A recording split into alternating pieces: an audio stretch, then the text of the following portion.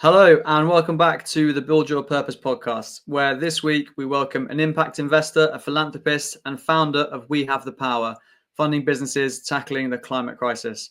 A Patriotic Millionaires UK member advocating for wealth taxation, and after a successful business exit, now focuses on supporting companies driving the circular economy. Julia Davies, welcome to the Build Your Purpose podcast. Hello, thank you.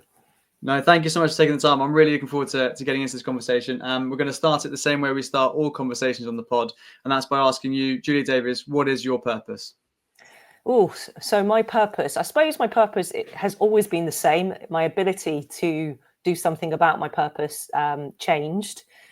So my purpose is just making life on Earth safer for us and the other life that we share it with. So, we're not the only species in this world. We share it with an incredible diversity of animals and plants, birds. And for too long, we've forgotten that it's not just our world. And unfortunately, we've made life pretty unsafe, both for ourselves and for all of the other wonderful species that we share our world with. So that's always been something I've been very aware of since I was absolutely obsessed with animals and wildlife as a child, and became aware of the problems with what we were doing, the way that we were consuming, the way we were mistreating land, and so therefore, that the homes of other life on Earth. As a teenager, that's always stayed with me.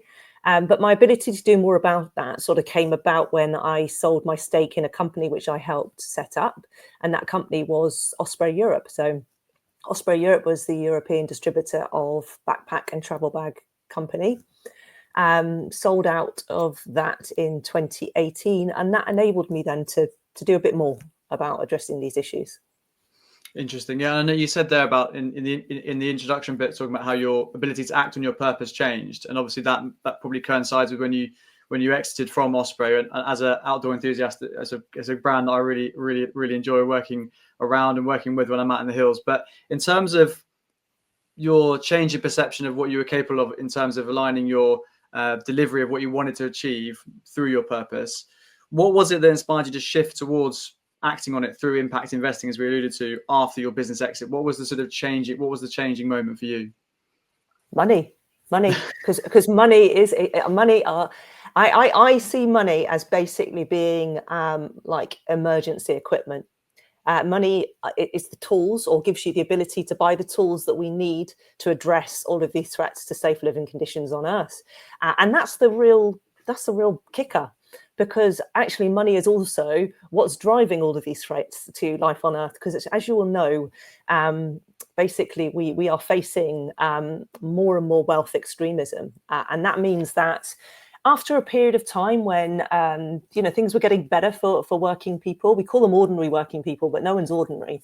But people that are working used to be able to buy a house, feed their family, probably with one income, educate their kids, take them on a nice holiday. Maybe it was a camping holiday in Wales or whatever, and it wasn't, going off to the other side of the world. But they were able to improve their lot in life, and certainly improve the lot in life of their kids and their grandkids. And we've been sliding back from that for decades now. Certainly since the early 80s. And what's been happening is wealth has been consolidating in the hands of fewer and fewer people. And that coincides with threats to safe living conditions on Earth accelerating, because this small proportion of extremely wealthy people are also disproportionately accelerating the climate crisis and just pollution, overconsumption, and everything that is making life more perilous for all of us. So when you sell out of a company that you've helped set up, it's a little bit like a sort of lottery win, to be honest. I mean, you're getting to feel better off as the company kind of succeeds. So you're starting to be able to go on nicer holidays, and you have the ability to do more things. But as you know, if you like, WeWork. So we basically set up Osprey Europe with the proceeds of selling our house, putting everything into it. My partner at the time basically working for a long period of time without taking any income out of the business, which meant that I had to carry on working through having my two kids, and mine was the only income coming in for a long period of time. So we'd had times where we did we were sort of managing financially and that kind of thing. Things got better. But when you sell out of a company like that, that gives you the ability to then think about what you're going to do with this money. And if you haven't always had money, and you're someone like me that's very aware of all the problems that we are facing in the world, that's the moment where you start thinking about, you know, what do I do about this? So I was a lawyer by profession. So my role in, you know, Osprey Europe was very much, you know, all the legal side of things, you know, sort of managing, you know, the various processes, you know, and all the things that are associated with that in a small to medium-sized company. And I also worked with charities because that was my passion. And so I had quite a lot of, you know, knowledge and experience upon which to sort of base what I wanted to do next. So I knew I didn't want to set up a charity myself because there's loads of fantastic charities out there, and I didn't want any of my money to be wasted on all the costs and admin, or any of my time wasted on setting up yet another charity. I wanted to support some of the, you know, huge range of fantastic charities that are out there. I also knew that if I was going to donate any money to charity, I was not going to do what is quite often done in that situation, where people will set up an endowment and they will invest their money probably in all the things that are causing all the problems and threats to life on Earth. And then they will trickle out a little bit of the income they get from that into addressing some of the problems that have been caused by their investments. I wasn't going to do that. And I also wasn't going to be slow in distributing the money, which I decided that I was going to pass on to charities, because we're in an emergency situation. You know, we've known about these problems for a very, very long time. You know, so Rachel Carson was talking about, you know, the silent spring back in the 70s, how, you know, all of the, you know, the chemicals that we were spraying out there on all of our crops and etc. was, you know, basically making our countryside go silent, because funnily enough, chemicals that kill some things that we don't want also killed other things that we do want, you know. So this has been going on for a very, very long time. And so we're in an emergency situation now because we haven't addressed it. We need to act fast. So when I sold out of Osprey, I thought very carefully about what I was going to do next. And one of my first things was I set aside in my mind an amount of money to distribute to some of the fantastic charities that are tackling all of these issues. And I just decided in my mind I was going to crack on and do that quite quickly, which I did. You know, that money was distributed out within about 4 years. That was an opportunity for me to do something different. So, you know, like I said, I've always loved wildlife. I always wondered, how did I end up a lawyer? You know, I should have been a marine biologist. You know, I should have been out there, you know, studying all this wildlife that I love so much. So I momentarily thought about going back to university and studying that sort of thing. But I quickly realized that would be quite a self-indulgent thing to do, because one, I didn't need to know the ins and outs of all of this kind of stuff. You know, I wanted to know more about it from a personal satisfaction point of view, so that, you know, I had a better understanding of all just the amazing stories associated with our wild world.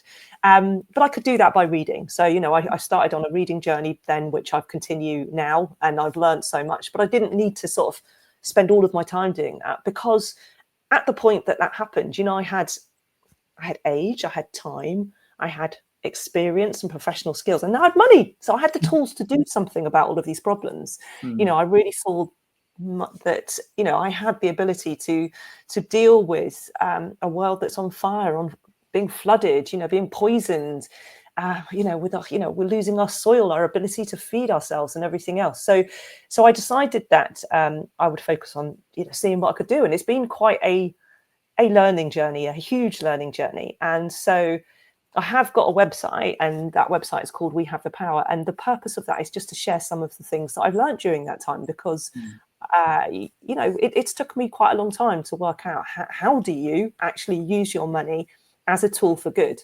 There's a lot of talk about impact investing, but quite a lot of that is, you know, it's make lots of money first and do no harm, and maybe do a bit of good second. Yeah. But what I'm all about is, we're in a really desperate situation. Our house is on fire. How do I basically use my money as firefighting equipment? So that's my focus.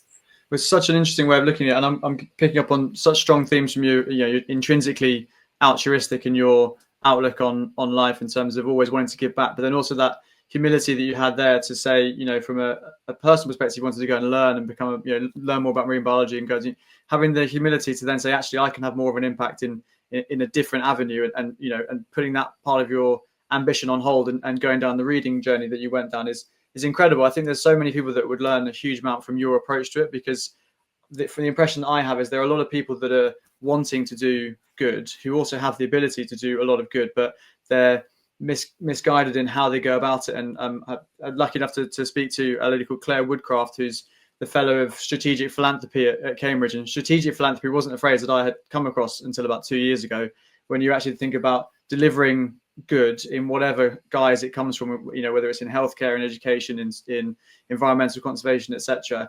But having a strategic approach to it, coupled with the humility that you've got, I think is such an important way of doing it. And I want to pick up on a point you said there of, you know, the house is on fire. We've known about it for a long time. People have, you know, we've had reports coming out about plastics in the ocean since the 70s, as you say, from climate change, you know, about Al Gore, etc., putting it on the front pages. And we've not quite found the solution yet. And I know that you're very passionate about the circular economy. And I wonder what you think are perceived to be, because you and I know that it isn't, you know, there aren't challenges to scaling the circular economy, but because it is the key to actually creating a sustainable future. But what barriers and hurdles have you encountered people coming up against when trying to scale within the circular economy? Lots of things there that I'd love to come back on, because we do have the solutions. We've had the solutions for absolutely ages. What we don't have is the will, and we don't have the legislative framework, because we have a societal model that is still not putting the costs onto the people that are causing the problems. So, you know, the polluter pays concept is just not being utilized. It's not out there. So we still have a situation where it's more profitable to just produce stuff, single-use stuff, and make a profit on it, than produce something that lasts for a long time and that isn't creating waste, and that isn't, really importantly, isn't using up more resources.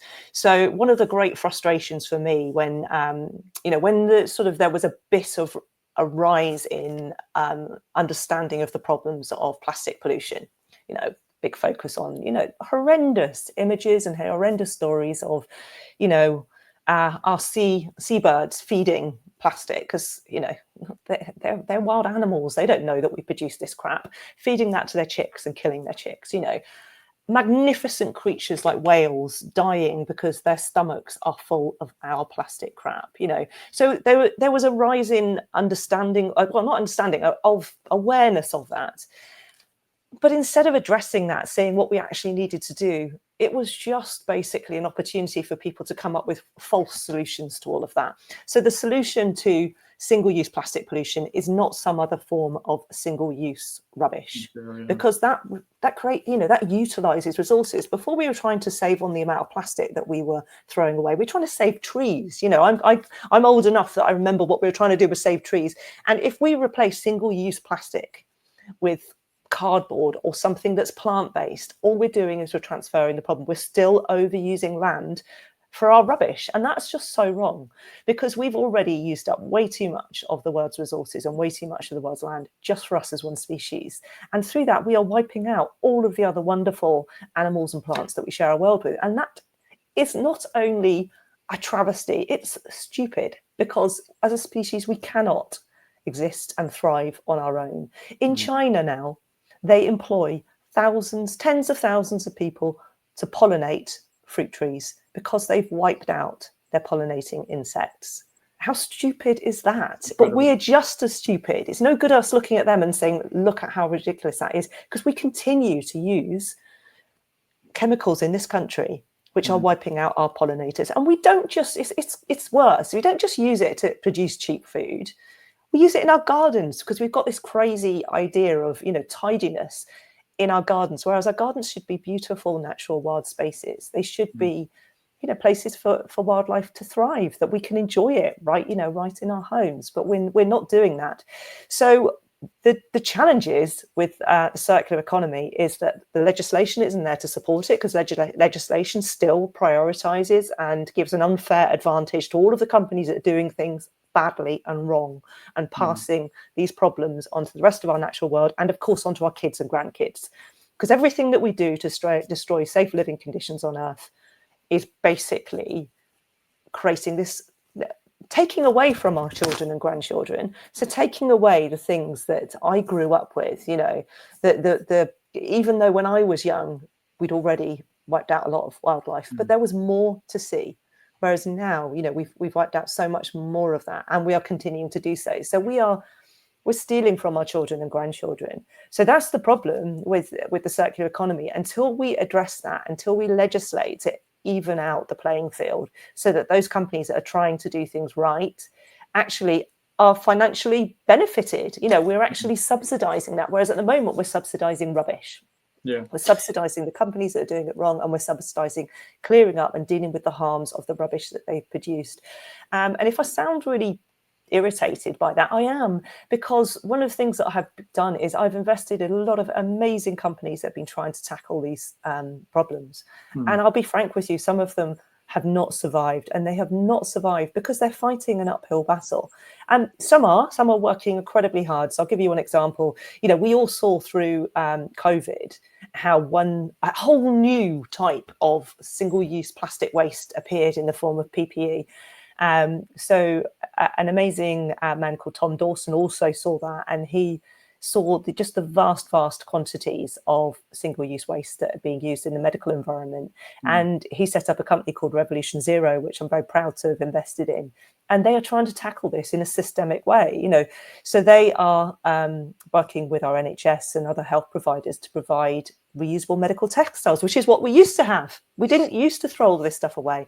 And actually, in many respects, you know, the single-use plastic is actually worse from a medical point of view. It's certainly pretty uncomfortable for the health professionals having to wear this sort of sweaty plastic stuff. They would prefer to be wearing, you know, good quality, washable medical textiles, you know, aprons, surgical drapes, you know, surgical caps, etc. So Revolution Zero are working on not only providing the materials, but also providing decontamination units so that these materials can go around. But it's not easy. It's really hard. You would think that impact investors would be all over this. But unfortunately, like I said, very often for a lot of people, impact comes not even second, third, fourth, fifth to making money. So we have the solutions. I'd like to just come back on one of the other things, two other things that you said previously, because they really jump out to me. I'm not altruistic at all. I'm acting in self-interest, and my self-interest is to live in a world where we have a beautiful diversity of wildlife, and where I can go out and enjoy our outdoor spaces without feeling guilty about what I'm doing to them. And I also am altruistic in that I'm a mum, you know, and I hope one day to be a grandmother. And I really would feel utterly ashamed if I wasn't doing something to push back against what we're doing to our world, and making our world a much less safe place. So I happen to have two sons, and I used to say that I felt lucky having sons now, and not, for example, back in the 40s, or, you know, or back in the early 1900s, when, you know, I would have been, as a mother, I would have seen my sons going off to war. Well, we now see what's happening in the world because of growing extreme wealth inequality. That's not only making the already vulnerable live a far more precarious life. That is now making the world a much less safe place to be, because we've seen the takeover of one of, you know, the most powerful countries in the world by interests who just care about their short-term profit and power at the expense of other life on Earth, and even at the expense of global security. And so I don't longer feel that, you know, confident that my sons won't have to live through a dangerous world. And so, no, this isn't altruism. This is just very basic, natural self-preservation and preservation of everything that I love in the world. Yeah. So the other thing, so yeah, no, as you can see, Tom, I can talk. No, the other absolutely. thing I want to come back on is humility, because humility is something that we need so much more of in the world, and something that there is a significant lack of in people who are wealthy. So there is a great myth of the self-made millionaire. Nobody's self-made.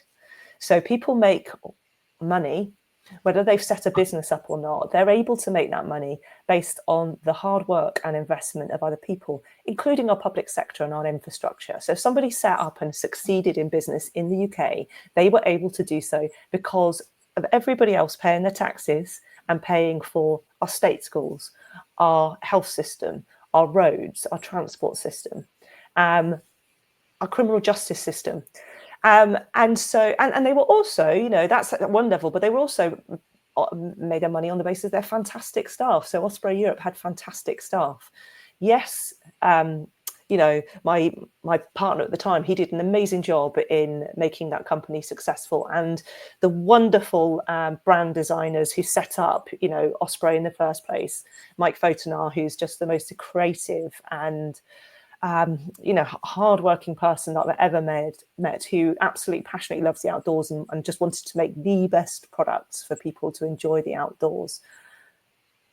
They didn't make their money. They didn't make their company successful on their own. They did it with their amazing, fantastic staff. They did it with their fantastic customers who bought their products and enjoyed them. And also they did them because people love our outdoor spaces. They absolutely love going out and enjoying our world outdoor spaces. And so I think the world needs a bit more humility from people that have wealth generally. There's a perception that if you've succeeded in business, suddenly you're now in a position to tell governments how to run countries. And once again, we're seeing that in the US right now. And unfortunately, that's morphing over to the UK as well. Running a company is very different to running a health service and a criminal justice system and providing care for an aging population. All of the very complex things that, you know, you have to think about when you're trying to run a society in the interests of everybody, not just the few. You see, you can run a company pretty much in the interests of just the few if you're that way inclined. So yeah, I just think this issue of humility is a really interesting one to, you know, home in on. Yeah, and the distinct lack of it, unfortunately. And I think you're picking up on a really interesting area that I've personally got quite a lot of interest in, which is the interaction between the, you know, charity, for want of a better word, philanthropy, and doing good socially and environmentally, obviously underpinned by the SDGs that were set up by the UN, and where the funding for that comes from. And I saw a study that came out last year of basically the percentage breakdown of where income had come from in going into charities and philanthropy in the US, and the stark difference between how many people, everyday people, were putting their hands in their pocket compared to what was coming from the private sector was huge. It was sort of 10 times more from people just doing their £10 a month. But obviously we're seeing now shifts in the global economy, the global security, because of what's happening, you know, in various different governments. Obviously last year being the biggest year of elections ever on record, and there was a marked slip to the right across a lot of elections, a lot of countries. And so relying on governments, as you say, to satiate the demand of the SDGs is clearly not going to be one to rely on, because we've seen with USAID rowing back massively all of their investments. Obviously now with what's happening in the UK, putting more money into security than putting into overseas development. Do you think that the private sector companies are doing enough to give back to the environments that they either rely on or interact with? And I'd be particularly interested in your opinion on the outdoor sector, and obviously whether it's any of the other brands similar to Osprey. Are they giving back enough to the environment that they rely on to sell their products, to highlight their products? But also on a sector-wide level, do you think that companies, the private sector and the individuals running it are actually doing what they could be doing when it comes to giving back in the way that you're talking about? Well, the short answer to that is no, nowhere near enough. And you've mentioned that we can't rely on governments, but, you know, that's kind of democracy. And we definitely cannot rely on philanthropy. We cannot rely on people doing this out of the goodness of their own heart, because you touched on this. Generous philanthropy is actually by people who are working and struggling to put food on the table and pay the bills, who still manage to sponsor their child when they're doing a sponsored walk for a cancer charity, you know, or still manage to have those direct debits or standing orders set up to the charities that they're passionate about. Philanthropy by the super wealthy is kind of the way that they get away with an incredibly unjust and unfair distribution of assets and wealth. It's kind of the way that they get away with awkward conversations about how they're not paying enough tax, and about how we've got this vast transfer of wealth going from everybody in terms of public funds to the very, very wealthy. So there was I haven't got it in front of me now, but there's a stat that I always try and quote, and it's about how much wealth has transferred from the UK state to a very small number of very wealthy families in the UK since the Sunday Times Rich Less started. So that's about 40 years ago now. And basically, you know, the wealth of the wealthiest families has, you know, increased multiple times over during that period of time, whereas the assets and wealth of everybody, as held by the government, have gone down from being nicely in the black. You know, so we did have net assets back then. We're now, last looking at it, about £1 trillion in debt. So that money hasn't just disappeared. There's a really good member of our group, Patriotic Millionaires, called Gary Stevenson. You might want to have a chat with him if he will chat to you. He was talking about it the other day. Money does not disappear. So when we now have families that are struggling to feed themselves, and so having to rely on this sort of, you know, huge sort of explosion of food banks that we now have, when we have young people who can't afford to buy a house, that's kind of outside of their dreams now. Money's not disappeared. It's gone somewhere. Now, it's not gone to the government, because the government is now massively in debt. It's gone to a small, relatively small number of incredibly wealthy people who've become much more wealthy during that period of time. So of course, and actually now that is not only problematic in terms of, you know, people can't buy, you know, young people can't think about buying a house, you know, working people, you know, families with 2 working people having to use food banks. It's now actually a threat to democracy.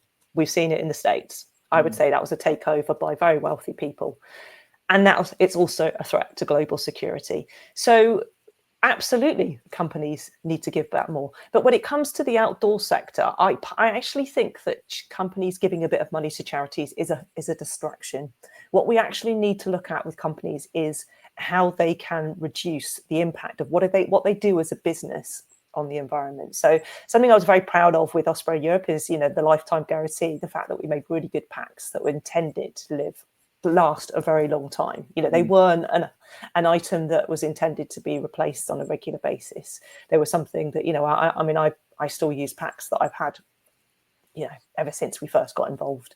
Well, soon after we got involved with Osprey, you know, they really do last and you can fix them. Whereas I think there's a lot of items which are used, particularly in the outdoor sector, that people use not that often. And so I think there's a big problem with people buying things, you know, using them occasionally, them gathering dust in their attic or their garage and that kind of thing. So I think there's some really interesting things that the outdoor sector could be looking at in terms of the circular economy, in terms of maybe a rental model, a model that basically, you know, really ensuring that brands are making long-lasting products that are really good, that they're going to last, they're going to go the distance, but consider how they can make those available to their customers in a way that enables the customer to have use of a really good product, but just when they need it, not the whole time. So there's some fantastic groups working on this. There's a really amazing group called Reaction, based down in a French ski resort, and they saw how you know, a lot of ski equipment was just being used for a season and then disposed, you know, got rid of just because they came out with some new color ranges, new styles, etc. And they obviously, living where they were directly experiencing the impact of climate change. You know, so this is a sport, an industry that's almost eaten itself because, you know, we're losing snow in a lot of the regions, which basically the whole industry, the whole life is based around that. And we're doing that because climate change and overconsumption is a direct contributor to climate change. So they really want to do something about that. So they've got, you know, they've been working on models to repair, repurpose this outdoor equipment and get it back out there. That's lovely. But actually what we really need is the brands to be looking at how they can do what they do in a way that better protects the outdoor spaces which their customers love and which their, you know, the whole business is based on. It's such an interesting sort of area of conversation, because I suppose all product-based companies, whether it's Apple, whether it's, you know, a car manufacturer or outdoor sector, rely on sales. And so I think attaining that this circular economy, a cyclical model, relies on them having a bit of innovation and iterating the way that their income streams come in, as you say, a rental model. And I think another interesting point, maybe reminded me of a quote from David Attenborough, where he said, you know, young people need to be able to see and experience the outdoor world. And as you say, with the inequality and wealth at the moment, there are a lot of children and young people who haven't got the opportunity financially to be able to head out into the hills, into the countryside, into the woods, and experience it. And so I think those two things could be really inextricably linked, of the nature of the business in the outdoor sector becoming more cyclical, and then opening the doors to the next generation of conservation advocates. Because, as you say, within conservation, we need new ideas, we need new people coming through, we need people to care, because ultimately, with that passion and that empathy towards it, are they gonna be able to actually make a difference when it comes to being their time. And when you're speaking there, it's so clear about how your purpose comes through in everything that you do. And obviously you've built a business and exited the business. I'm interested in people that listen to this, maybe have that similar passion, but they're struggling to implement that purpose. When it comes to purpose-driven business, how do you implement that within your everyday life, within your business? Because you go from financial quarter to financial quarter, and you can kind of drift away from maybe what your purpose is, especially when it's one as passionately implemented as it is with you. What steps did you take to ensure that your business, Osprey UK, had a clear purpose and it stayed on track? What were the sort of tangibles of everyday life within Osprey under your leadership? I can't claim to leadership for Osprey Europe. Like I said, I mean, my role was I was one of the co-founders, so I put the money in to help set it up, and I did the legal side of things. So the business was very much run by the people who had the business expertise. I was very proud of the fact that Osprey Europe was all about producing really great long life products, but I can't say that I had control of the sustainability policies or all of that side of things. Now, in the companies that I'm investing in now, I do see how you cannot do everything perfectly. It's you can get lost down that loop, but I'm really interested in now companies who are basically, they can see a business model in doing the right thing, and this idea about sort of, so we all know, because it's total common sense, we cannot have infinite growth on a finite planet. And so if our whole business models are just about selling more stuff, extracting more materials, etc., that's just not going to work. It's not going to work. The lovely thing about the circular economy is it doesn't just circulate resources, it also circulates business opportunities. So I'm sorry, I'm going to go back to the whole rental model now, because I think that we have got to accept that this constant, concept of just buying in more stuff, which is probably from a UK point of view, that's probably being imported. That is money going out the country to make stuff somewhere else. We are producing things elsewhere where there's a good chance that the working conditions of the people that are making it aren't as good as they necessarily are here. Because particularly when you're talking about clothing, you don't really know what's going on. We are using materials which are being extracted, causing pollution in the production of those materials, and then we're creating waste, because if we are with this linear model, that stuff's going to go somewhere. Whereas this circular model, the rental model, that creates multiple opportunities to have a business opportunity from the same item. So you are circulating money, you're circulating job opportunities within the business, within the country, within the local economy. So I do think that is the hope. That's the hope for our future. We're going to have to do it at some point in time. The question is, how many problems have we caused before we go to that? So this isn't about, an end to business. It's about a different way of doing business. And we've got to accept that that's where we're going to go, unless we are going to just absolutely continue making everything far worse, far less safe. For everything. And there are businesses out there which can be helping people do the right thing. So for example, I'm very passionate about reuse. So one of the other companies that I've invested in, they do reusable period products, which is something I get ridiculously overexcited about. Sorry to talk to you about it, Tom, but No, I do. The reason I get so excited about that is I see that as an opportunity to completely eradicate a particular waste stream, and a really big waste stream as well. So there are there are opportunities out there to set up businesses where you are actually positively changing what we do. The other thing you mentioned is about the inequality in access to our green spaces, and that's something that I'm really, really interested in.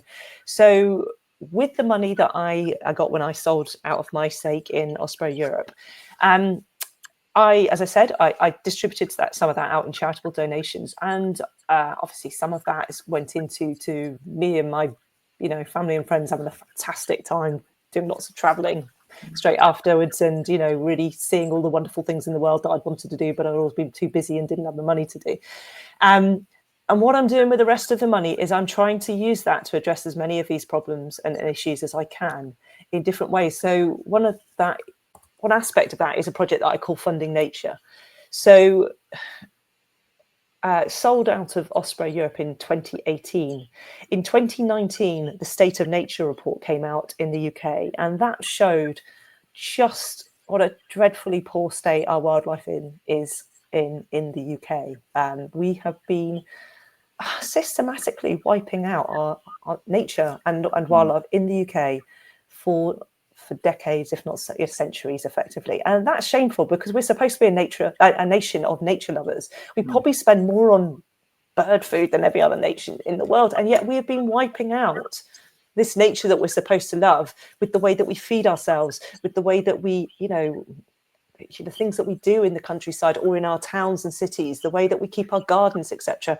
So that was shocking. Even though I knew that things were bad, I hadn't realized how bad they were. So I decided I wanted to do something about it. And again, an obvious thing for someone with money to do at that point is think, oh, I'll buy some land, and people were talking about at that time rewilding. It was becoming something that was, more commonly talked about. So I momentarily considered buying some land to rewild it myself. Quickly realised that I'm not an ecologist. I don't have the expertise to do this right. Plus, I wanted to do loads of other things as well. So I decided that what I would do is I'd use my money to help wildlife charities or community groups buy land. And very much my motive, and that's what I've been doing since, I started doing that. The first acquisition was in 2021. And my motivation in doing that isn't just about nature. It's also about restoring land to people. Because as well as us wiping out nature, in the UK, we have access to a tiny proportion of those wild spaces that you really think that we should be able to walk in and enjoy. And that's not right. I don't think it's something to be accepted. I think that it's something that we need to work on. So there's a fantastic Right to Roam campaign that people can get behind. But in my small way, I wanted to help effectively put some areas of land back into ownership for all of us. And as you pointed out in another context, we can't trust our government to own land because they sell it. So I concluded that the best way of doing that was to help charities buy land. So I started off with a site in Dorset called Wild Woodbury. That was just wonderful, hard work. The first one was a lot of hard work, but wonderful. And that's my kind of home site where I get to go and enjoy walking there and seeing how nature is coming back. But I've helped with a range of other site acquisitions around the country, some of them quite small, some of them a lot bigger, and that's just been incredibly satisfying. And for me, a big part of that is really about increasing access to these places for everybody, because if people don't have access to nature, how can we expect them to care about it? How can we expect them to grow up loving it as I grew up loving nature and wildlife? Yeah, likewise, same. My passion for, obviously, the day job at David Shepherd Wildlife Foundation is evolved out of my interaction with wildlife from when I was very small, and that's why I kind of wanted to get your take on how we can level the playing field and give everyone access to green space, because it's so important. And my partner, she works for Kent Wildlife Trust, and a lot of work Kent Wildlife Trust do is on repurposing land. They've got really innovative projects going on. But again, you come back to your point way at the beginning when we talked about what was the step change in your ability to implement your purpose. It was money, it was investment. Having that capital on hand, or having willing investors to go and make a difference in these types of contexts is so important. So I would say, if anyone listening does have a desire and the capability to make a massive difference, please follow up on the links that I'll put in the show note to all of your various projects going on, because it's so important. And it all does start, unfortunately, with money, and with everything that's happening in the world, we're not going to be able to rely on governments and subsidies and that sort of thing. So it really does come from us making a difference in the private sector. And you spoke there as well about your travel plans and the places you've been to. I know we spoke before we recorded about you've done Aconcagua and Kilimanjaro, which are two brilliant mountains. I've never done Aconcagua, but fortunate enough to have done Kilian. It's just stunning. And I wonder to get your take on where that passion came from to take on not just an outdoor activity, but also to go and climb a big mountain, because Aconcagua and Kili, they're not they're underestimated, I think, by people in the mountaineering community. But certainly, to get above 5,000 meters in itself is a huge achievement. And so, what was the drive to go and take on a challenge like those two mountains? I think with that specific Kilimanjaro specifically, I'd gone through some changes in my life, and I was kind of really pushing to show what I could do. And I was so lucky, so I was able to do that with my two sons and two of my nephews as well. And it was just an incredible experience to do that. It's not easy at all. And Aconcagua came out as my son wanted to do it, and he was very young at the time, and I didn't want him to do it on his own.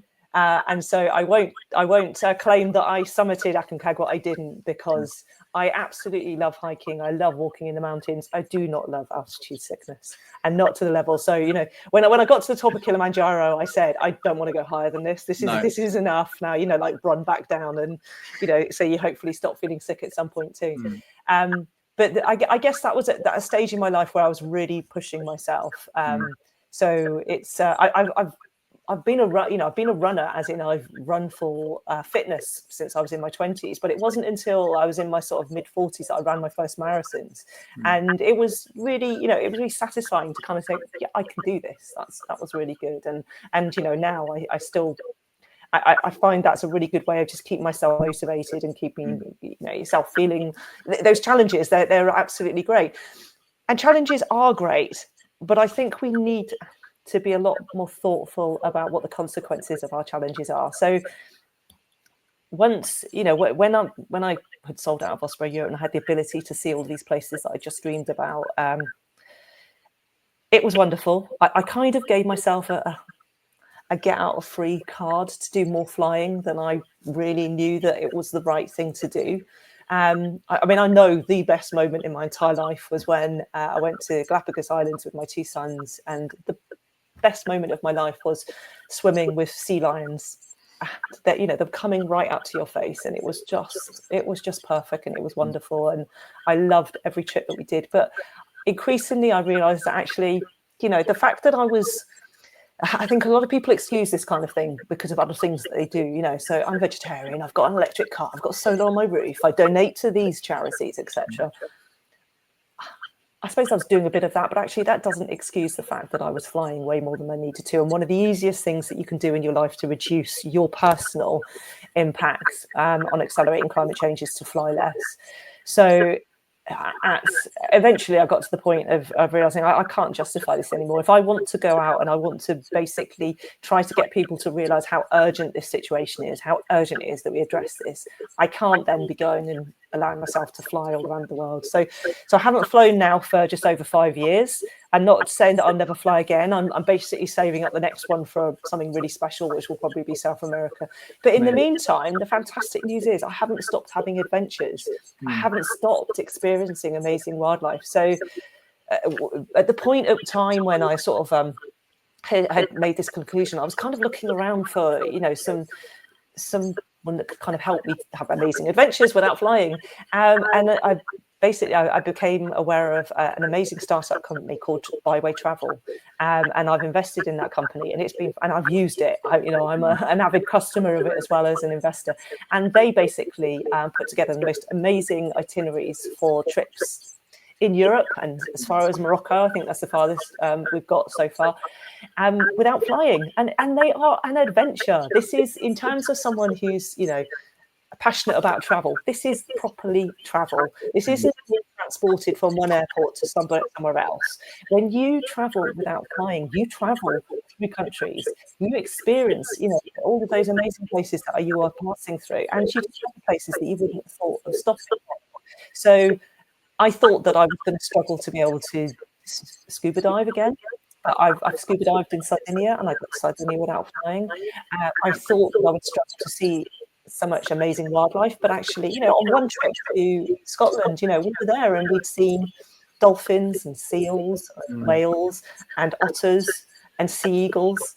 And that was just wonderful. It just shows that you can have these amazing experiences, and you can have the fantastic travel experiences as well. Because one of my favorite places now, I would never have gone there if I'd been just sort of flying around the world, is Basel. It's just wonderful. You know, if you've never been there, go there, and go when it's warm enough that you can do the crazy thing that they do there, whereas they float down the river with their clothes in these inflatable bags. And it's just wonderful. It's just a fantastic place. And I discovered that because I was traveling without flying. It's just a wonderful thing to do.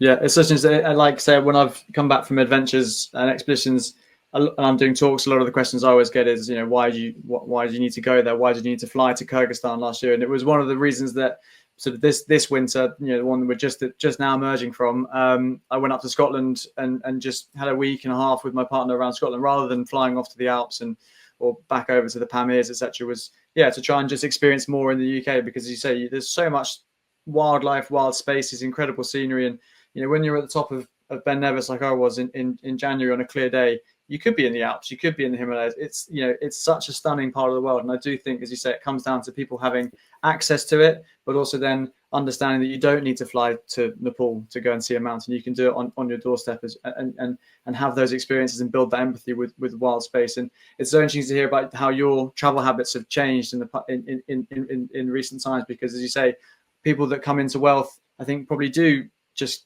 spend it and fly around the world and see all these incredible things, but never have come back to the humility point, the humility that you have, which is to say, stop, hang on a minute, is what I'm doing as optimal as it could be? And we can talk about the amount of private jets that fly into all the various COP conferences, and you kind of think, well, me having a stop start on my car when I'm going to you know, commuting to work, is that making a difference? Probably not, when you've got 1,500 private jets flying into the various different COP areas. And it does come down to that lack of humility, I think, which is such an important point. And I think a great one to move on to the closing quickfire questions. And as I think I said last week as well to Rebecca Stevens, trying to condense a conversation with someone like yourself into 45 minutes is so difficult. But we've got to come to the quickfire questions somewhere. And I think these are the opportunities for people listening to come away with 3 real tangible pieces of advice that they can action into their own everyday lives from someone as purposeful as yourself. And the first one is a book that you think should be on everyone's bookshelf. A book that really impacted me soon after selling out of Osprey was Jay Griffith's Wild and an Elemental Journey. And I think that's great. It's a great read for not anyone that's just interested in nature. It's a great read for anyone that loves our outdoors and our outdoor spaces. And it changed the way, it really sort of, I suppose it crystallized the way I thought about adventures and outdoor spaces, because our society has always been about conquering these wild spaces, and even our language talks about wild things as if they're things that we needed to sort out as humans. We talk about wasteland, scrubland, dirt, as if these are things that, you know, are lesser than our man-made things, whereas actually, you know, we need to sort of understand that these things are wonderful in their own right. We don't have to, as humans, control everything. And just because there's a mountain there, we don't have to conquer it. And we have to be so much more thoughtful about it. Because yes, it's wonderful to go and have these adventures, but is it acceptable to have those adventures and then trash the very wonderful, amazing wild places that we can see? So Everest is obviously the most horrific and high-profile example of this incredible, beautiful, iconic wild space that too many people think that they need to tick it off their bucket list, and therefore it's been very, very badly impacted in a shameful way. Yeah, massively. I think I completely agree with you. Yeah, we've had a number of Everest summiters on the pod, and they all talk they're so enamored with the mountain, as I am. Never been there, but it's one, you know, that I'd love to say to go and see, whether it's a bucket list item or whatever. But yeah, you see the rubbish that gets left behind, and it's such a tragic state of affairs there, and it is as it is on lots of big mountains, unfortunately. So yeah, I'll definitely give that one a read for sure, because I think there's a lot of synergy with the way I approach it as well. And the second question is a time in your journey where failure has then led to success. Yeah, I was thinking about this, and I was thinking that rather than sort of my personal journeys and failures, etc., I think we need to look at we've been failing as a society, as a species. We've been failing for a really, really long time, but we can turn that into success. There's loads of examples of it. So, you know, a couple of things that I'm doing. So, you know, I've talked about how I've been helping to fund nature by restoring land to nature and people. And right now I'm helping with a wonderful project in Wales called Tir Natur. So we've had some big land acquisitions in England and Scotland. We haven't had a big one in Wales yet. So that's called Tir Natur. If anyone wants to look at that, it's amazing.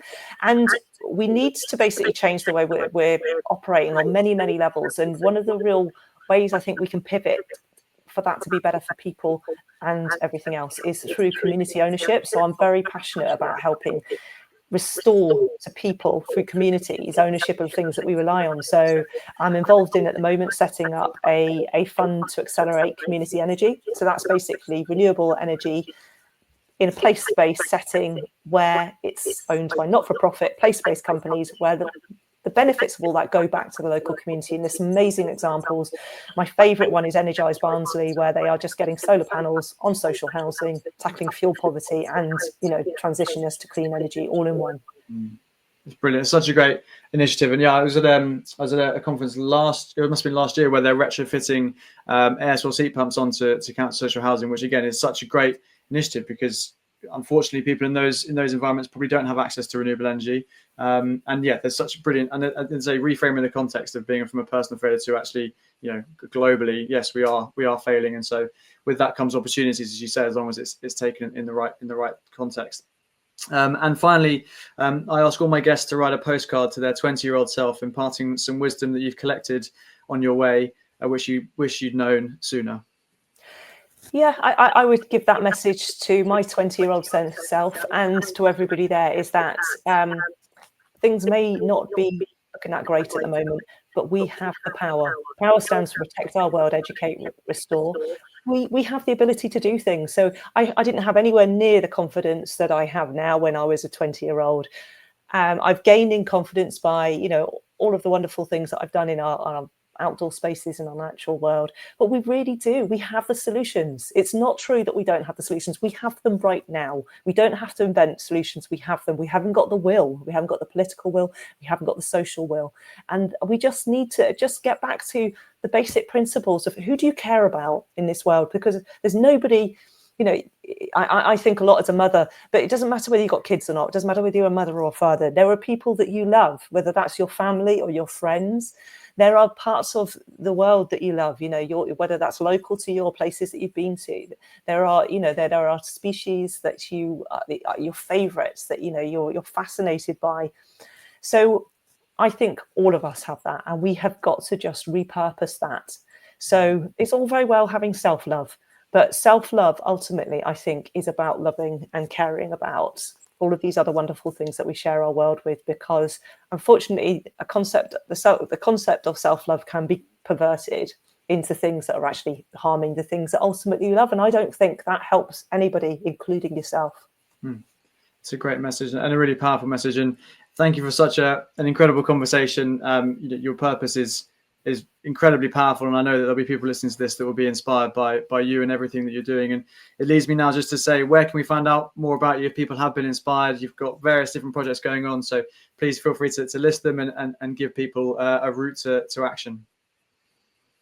So my website is wehavethepower.org. I suggest you look up Tia Natius, that's TIRNATUR. You can find out about the community energy, the project that I was talking about, the fund, by just getting in touch with me. I'm on LinkedIn. And check out Patriotic Millionaires UK, because it's a funny old name, but what we're all about is showing that true patriotism is, if you're wealthy, it's staying in the UK or wherever else you live and giving back to the society that enabled you to make your wealth in the first place, and supporting your fellow Brits or fellow people from wherever it is you live, and investing in our public services and infrastructure, because we are all better off when we are all better off. Absolutely. Yeah, it's such a powerful message. And it only remains for me to say, Julia, thank you so much for your time on joining me on the Build Your Purpose podcast. It's been fantastic. Really lovely speaking to you. Thanks so much.